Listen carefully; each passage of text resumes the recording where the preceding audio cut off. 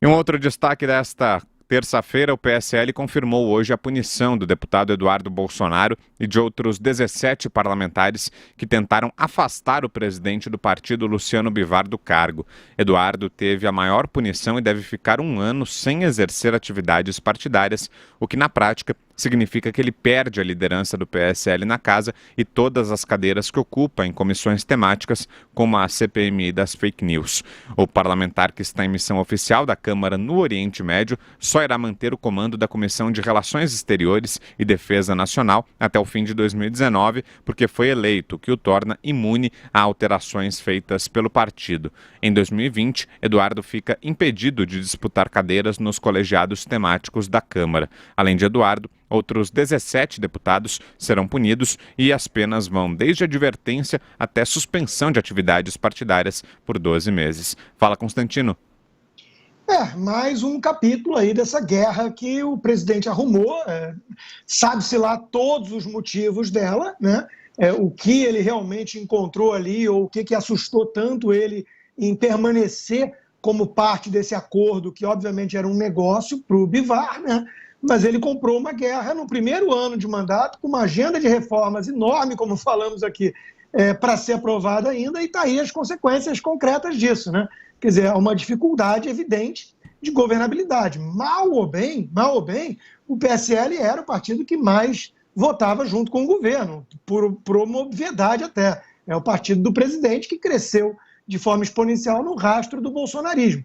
Claro que tinha muito oportunismo ali, claro que tinha muita gente ali pouco confiável ou pouco leal, ainda mais do ponto de vista um tanto militar e personalista que o presidente exige, né? Mas a pergunta é, será que não tinha uma alternativa mais conciliatória para tocar o barco e focar no país e nas reformas? Quer dizer, está aí o resultado, né? Agora vai ter esse tiroteio para todos os lados e isso vai dificultar a atuação dos bolsonaristas que ainda pertencem ao PSL, enquanto que a aliança não sai do papel. Quer dizer, então está essa situação aí, e fora o que vai acontecer de fato quando migrarem para o Partido Novo, né, que tem aí uma disputa judicial contratada já, por discussão de direitos e deveres.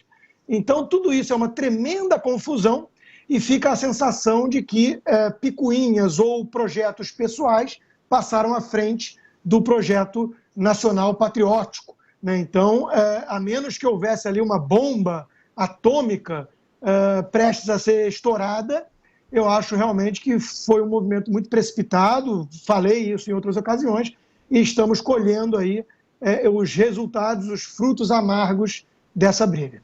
Vera. Vamos ver se os deputados do PSL que vão migrar para a Aliança para o Brasil, pelo Brasil, vão tentar usar essas sanções partidárias, essas retaliações da turma do Bivar como argumento para justificar justamente a sua saída de partido sem que eles percam o mandato. Essa estratégia está sendo usada por deputados, por exemplo, como a Tabata Amaral, Felipe Rigoni, que nos partidos seus de origem, ela no PDT, ele no PSB, sofreram sanções similares por terem votado a favor da reforma da Previdência. Então foram retirados de comissões, perderam aí várias posições partidárias, foram colocados numa geladeira e agora estão dizendo que estão sendo impedidos de exercer o seu mandato na plenitude por determinação e por perseguição da cúpula partidária.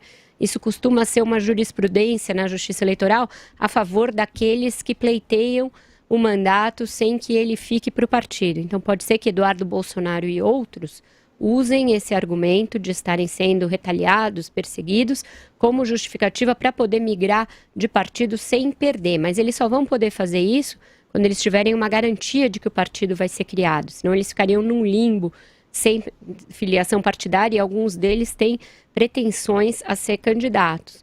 No que mais isso vai impactar no ano que vem? Vai impactar justamente nessa coisa da escolha de lideranças, escolha das comissões permanentes, quando houver renovação das presidências e das cadeiras titulares nas comissões. Então, tem uma ala toda que vai ficar no PSL, mesmo de alguns deputados simpáticos ainda a Bolsonaro, que não romperam com ele, como o atual presidente da CCJ, Francisquini, que pretendem se beneficiar dessa debandada dos bolsonaristas para ocupar cargos de chefia, cargos de comando no PSL. Então, Francisquini quer ser o próximo líder, por exemplo.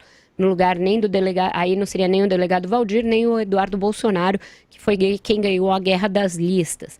Então vai ter uma série de desdobramentos, pessoas querendo assumir funções de maior protagonismo partidário, e isso pode ser usado pela atual bancada bolsonarista, que vai migrar para a Aliança pelo Brasil, como um argumento na Justiça Eleitoral para que eles não percam os mandatos, para que o mandato não fique com os partidos e sejam chamados suplentes. Vai lá, Josias. Como tudo o que o Jair Bolsonaro faz, o desembarque do presidente do seu grupo, desse partido, o PSL, é marcado pelo improviso.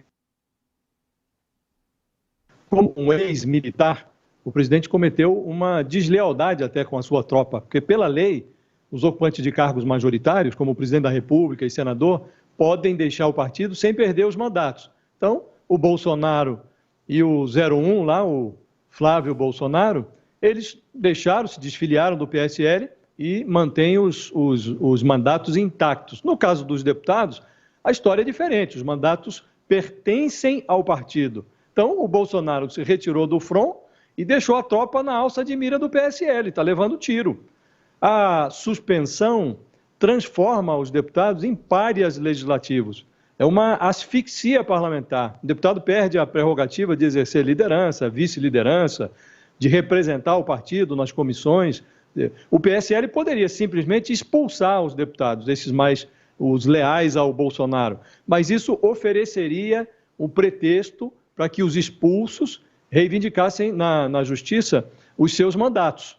Então, a suspensão dificulta esse caminho. O sujeito vai ter mais dificuldade para argumentar que pode reaver o mandato se for bater as portas ali da Justiça Eleitoral. Então, o Bolsonaro, até aqui, não se vislumbra uma vantagem nessa operação que ele deflagrou. Ele ficou sem partido, corre o risco de não ter aliados disputando as eleições municipais do ano que vem. Nessa reunião de hoje, o PSL dissolveu o diretório de São Paulo, que era presidido pelo Eduardo Bolsonaro, diretório importantíssimo, maior colégio eleitoral do país. Estava ali o filho do presidente controlando o partido nesta praça, controlando inclusive o pedaço do caixa do partido referente ao diretório de São Paulo, perdeu tudo isso. É incompreensível esse movimento do Bolsonaro, perdeu votos também no Congresso Nacional. A única coisa objetiva que pode ter interessado ao presidente é reforçar a imagem de que ele é o antissistema, que ele não está preocupado com partidos políticos. Hoje, se alguém propõe no Congresso a dissolução dos partidos políticos, é capaz de ser ovacionado em praça pública. O Bolsonaro quer atrair para si esta fama do político antissistema. Ora, isso está cedo para fazer isso, esse movimento, porque a sucessão vai ser só em 2022. Hoje, o Bolsonaro devia estar concentrado em outras coisas. Aprovar reformas, oferecer estabilidade para a sua equipe econômica no Congresso. Isso tudo ele não está fazendo. Ele conspira contra si mesmo.